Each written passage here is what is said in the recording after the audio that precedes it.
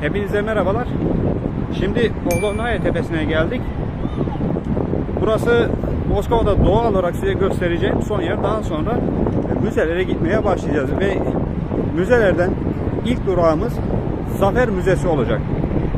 Hazır müzelerden konuyu açmışken size müzeler hakkında biraz bilgi vermek istiyorum. İlk önce müzelerde neler yasak? Bunlardan başlayacağım. Müzelere evcil hayvanınızla girmek yasak ve yanınızda yiyecek içecek hiçbir şey götüremezsiniz. Ayrıca yanınızda tehlikeli maddelerle girmeniz yasak. Bunun dışında müzede video çekmeniz, hatta telefonunuzun ışığını kullanarak fotoğraf bile çekmeniz yasak. Eğer video çekmek istiyorsanız müzelerden özel izin almanız gerekiyor. Ve şunu da söyleyeyim, özel izin almak kolay değil. Her müzenin sizden istediği şey farklı. Örneğin bazı müzeler benim pasaportumu istediler. Bazıları ise YouTube kanalımı incelemek istediler. Bunu burada belirteyim. Dolayısıyla özel izin almak kolay olmuyor. Ve şunu da belirtmem gerekiyor.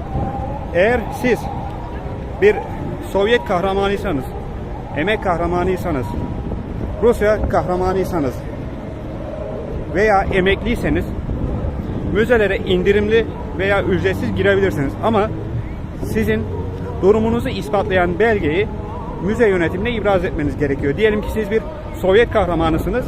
Sizin Sovyet kahramanı olduğunuzu ispatlayan belgeyi müze yönetimine ibraz etmeniz gerekiyor. Müzelerde genelde 3 çeşit ödeme yöntemi bulunuyor. Bunlardan birincisi gişeden ödeme.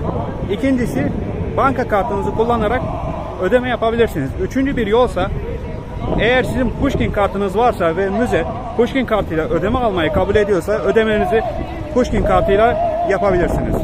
Yavaş yavaş şimdi müzeye doğru gidiyoruz.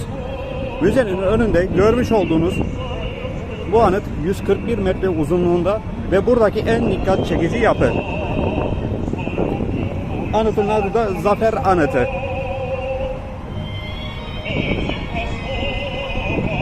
Birazdan biz de sizlerle beraber Zafer Müzesi'ne gireceğiz. Rusya'nın en büyük askeri tarih müzesidir. Müzede askerlerin ve yöneticilerin şahsi eşyaları, cephanelikler, üniformalar gibi pek çok eser bulunuyor. Bu müzede video çekmeme izin veren Deniz Sidarov beyefendiye çok teşekkür ediyorum.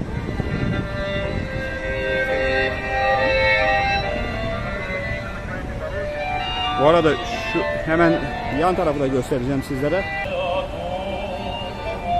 Burada bakın.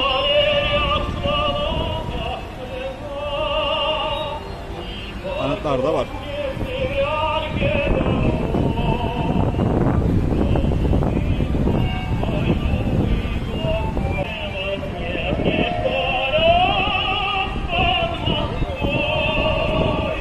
Gerçekten buranın harika bir manzarası var ya.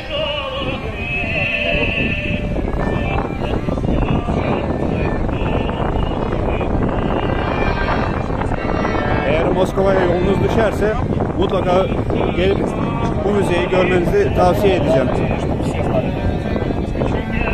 Gerçekten müzenin harika bir doğası var.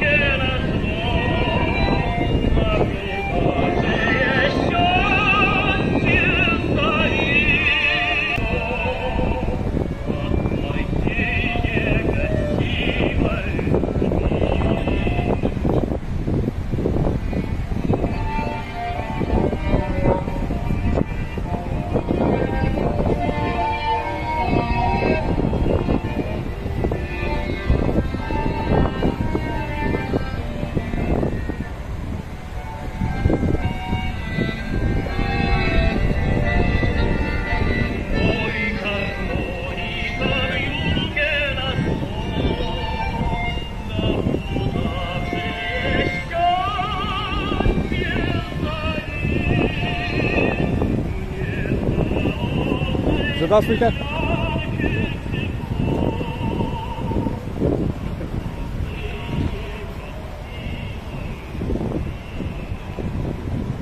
Рассказываю ваши страны в Ютубе.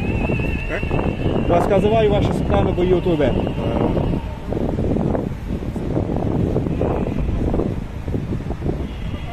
Сам откуда?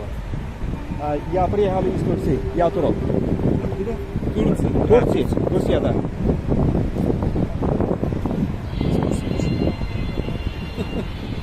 Ваш город очень красивый. На нас маленько подержишь, может тоже в YouTube пойдем. Свой канал. Хотите подписаться? Нет, ты нас в машине видел. Чтобы тоже следить там. Сейчас снимаю видео. Да? Да. Ну я и говорю, ты нас повернул, у тебя в канале.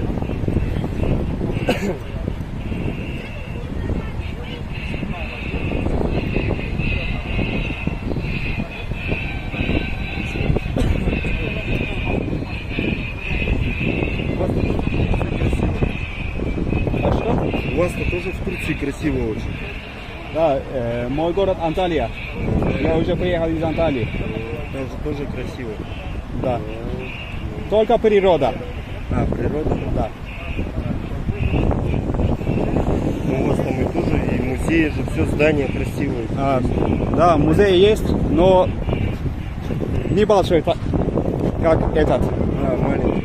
Да, маленький. У вас тоже музей очень большой и красивее.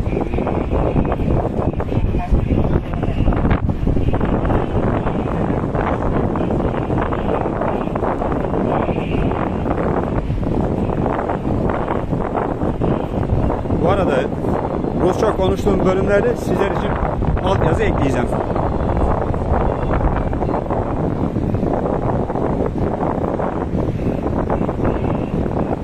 Anıta yavaş yavaş yaklaşıyoruz. Gerçekten çok güzel anıt ya.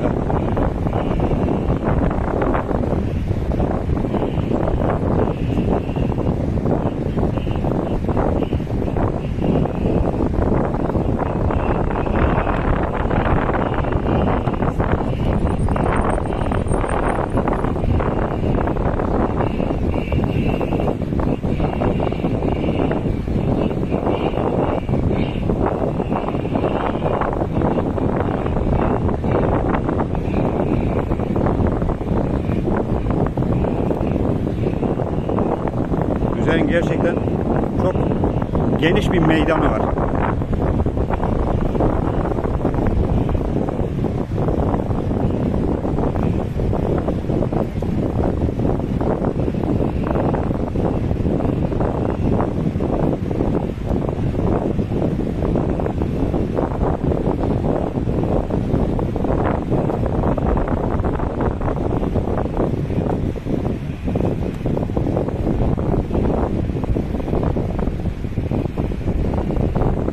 Aynı zamanda sol tarafta parkı da var. Onu birazdan çıkışta göstereceğim.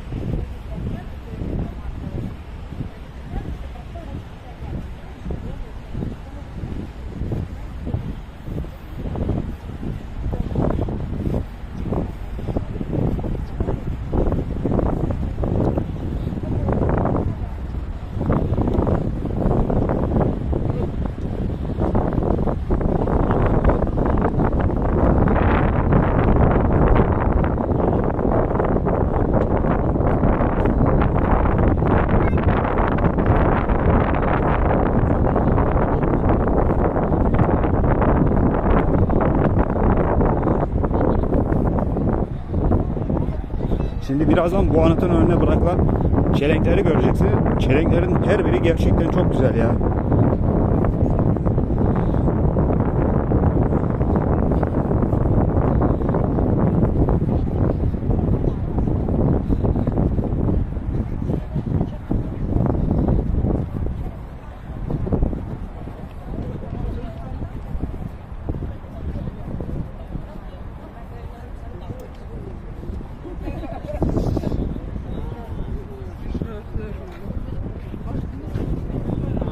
Şimdi yakından göstereceğim. Gerçekten ne kadar güzel çelenklermiş bunlar böyle ya.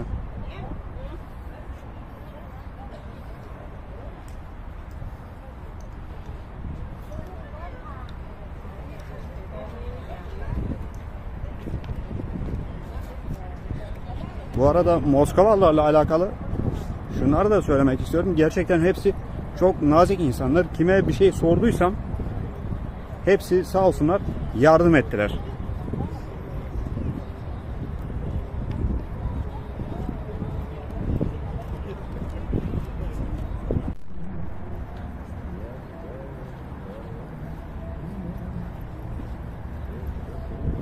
Burada da tam karşıda birazdan sürekli yanan ateşi göreceksiniz.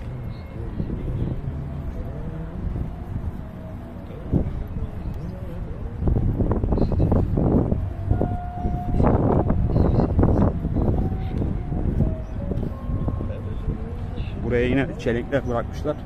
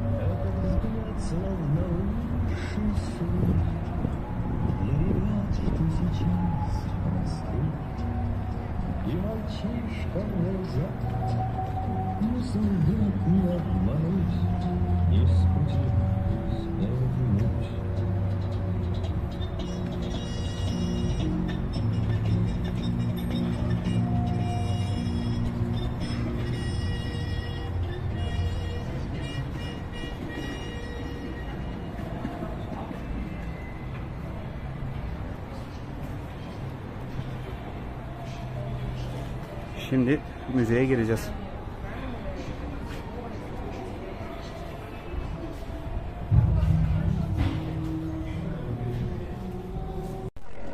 Evet, şimdi müzenin girişindeyiz. Burada birkaç tane farklı ekran var. Orada filmler gösteriyorlar.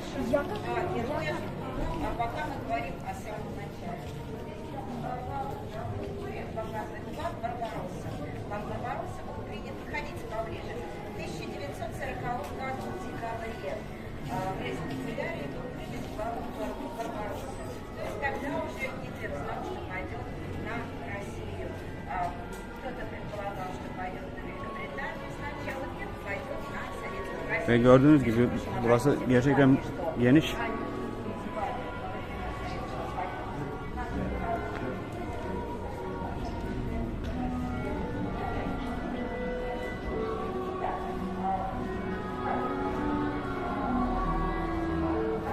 Burada ne gösterdiklerini bilmiyorum. Ama birazdan soracağım.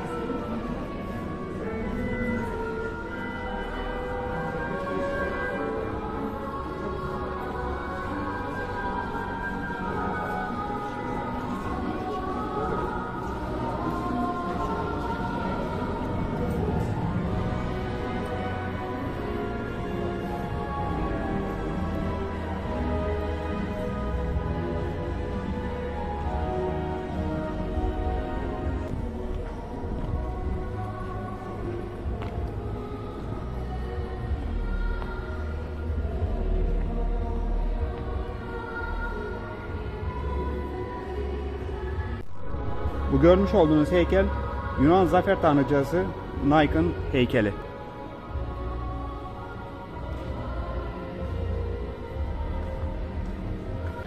Az önce size gösterdiğim heykelin hemen sağ tarafında ve sol tarafında Sovyet Cumhuriyetlerine ait anıtların kitapları var.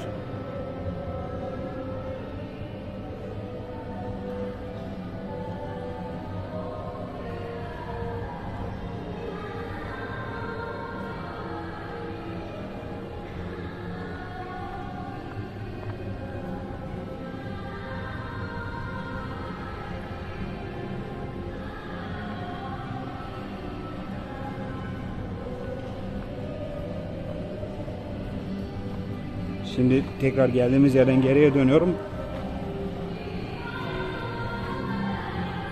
Birazdan sağ tarafa dönüp müzenin diğer kısımlarını keşfedeceğiz.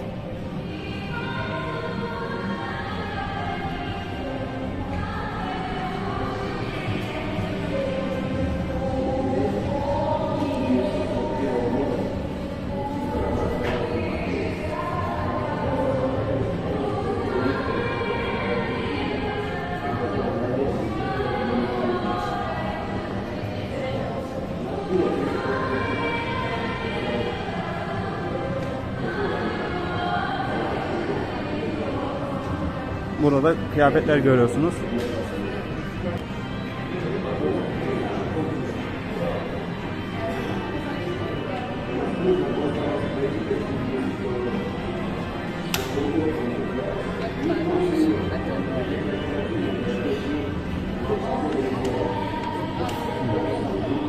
En sevdiğim şarkı çalıyor şu an. Katyusha.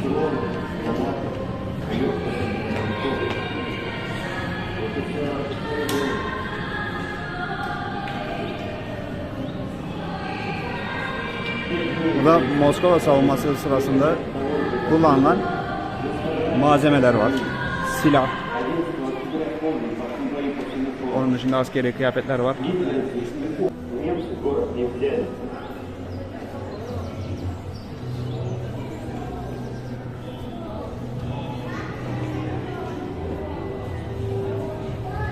Şimdi burada da çeşitli şehirlerde kullanılan malzemeleri görüyorsunuz. Bu malzemeler 2. Dünya Savaşı sırasında kullanıldı.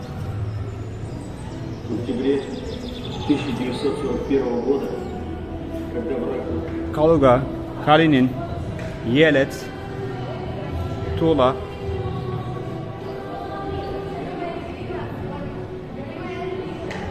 Mojansk ve Klin şehirlerinde kullanılan malzemeler. Güzel diyorum. Mojaisk'miş adı.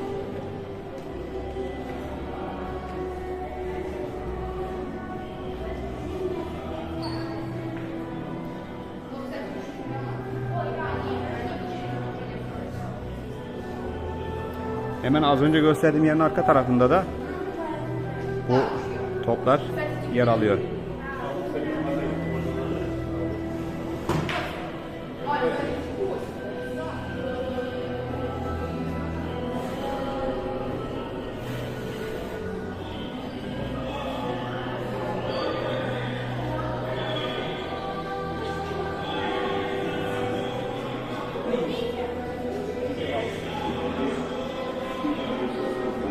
Evet, burada Sovyetler Birliği kahramanı olan Zoya Kosmodemyanskaya'yı görüyorsunuz.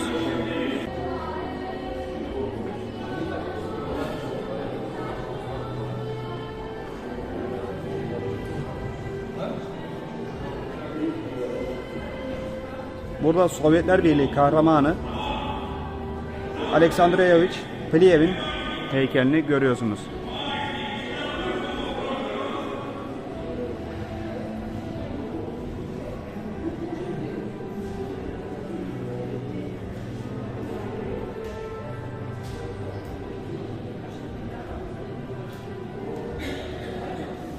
Burada da Stalingrad Savaşı'nda kullanılan malzemeler var.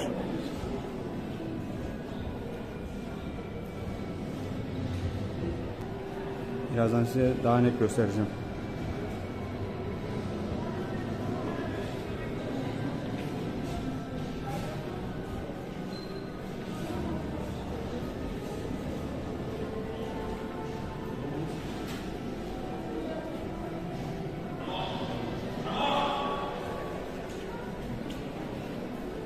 Burada Almanca şeyler yazmışlar ama ne olduğunu bilmiyorum. O da dikkatimi çekti.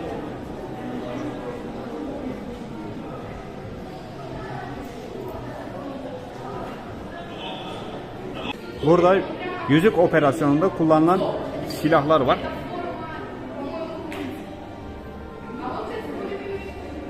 Burada da yine çeşitli şehirlerde kullanılan silahlar var.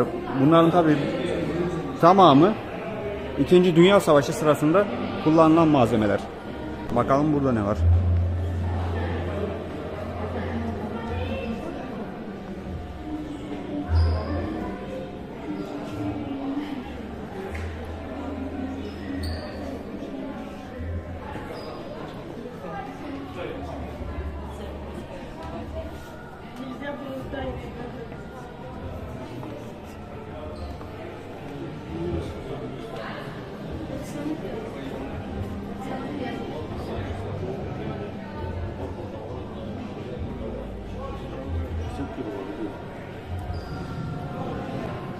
Bu arada müze gerçekten çok büyük. Şimdi hemen de burada az önce size gösterdiğim yerin sağ tarafında Leningrad savunmasını göreceğiz.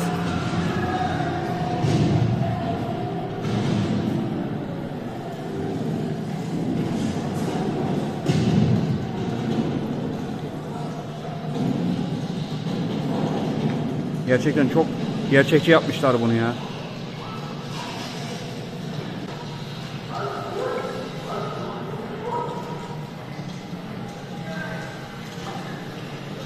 Çok gerçekçi yapmışlar gerçekten.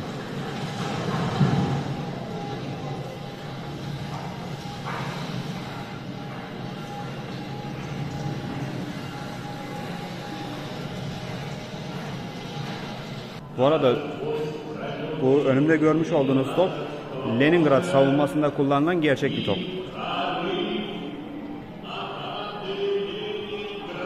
Gerçekten çok gerçekçi yapmışlar. Hayran kaldım.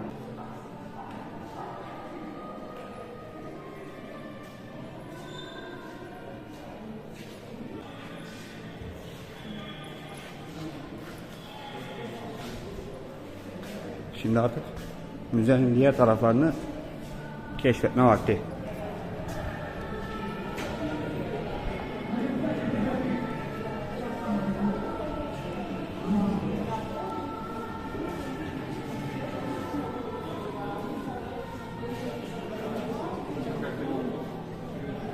Bakalım burada ne var.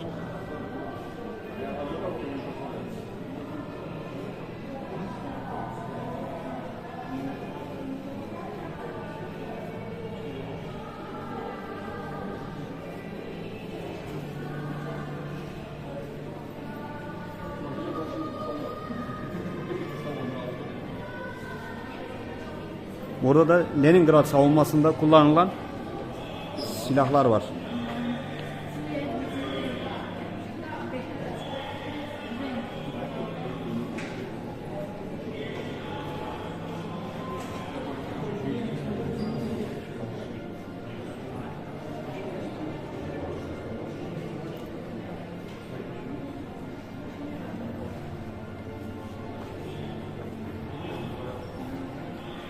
Bu da Kurskaya savunmasında kullanılan malzemeler.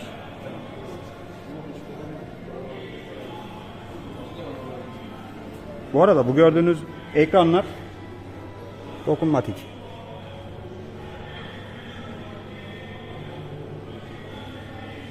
Sanırım savaş planını gösteriyor.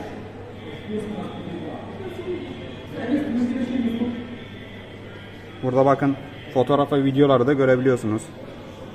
Mesela bir video açayım. Evet. O günlere ait bir tane video görüyorsunuz şu an. Görüntü kalitesi biraz kötü ama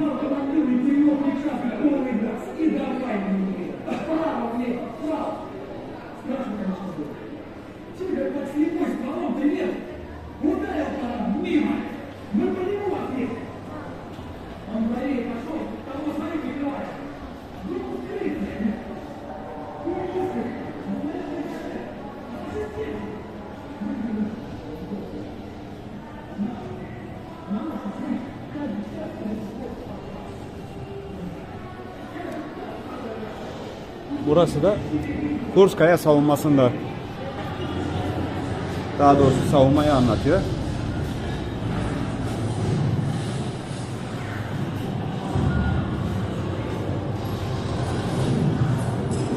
Burada da Kurskaya savunmasında kullanılan bir adet arabayı görüyorsunuz. O gerçek bir araba.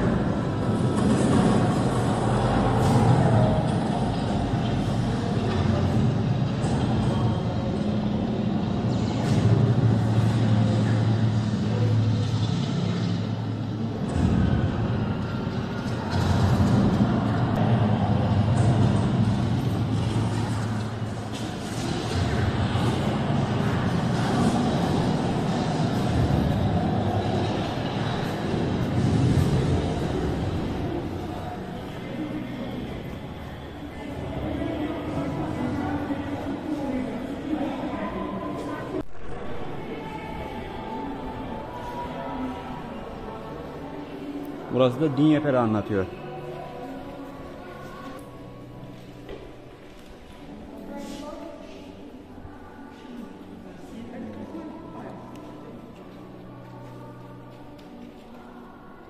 Sol altta gördüğünüz tamamen gerçek mermi kalıntıları.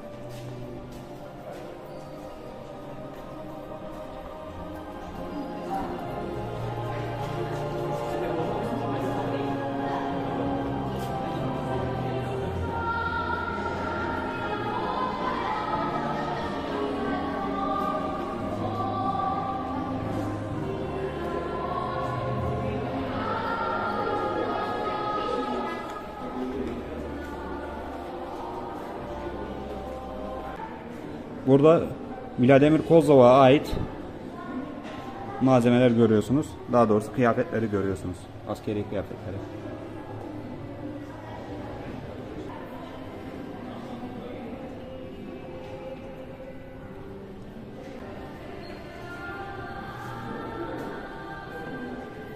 İzmir'de.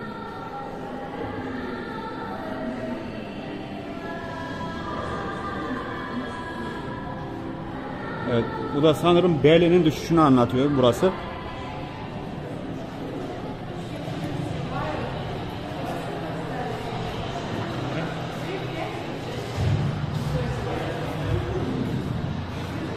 Berlin Savaşı'ndan kalma. Burada gerçek malzemeleri görüyorsunuz şu an. Topun sağ tarafında ve sol tarafında da o dönemden kalma tank var.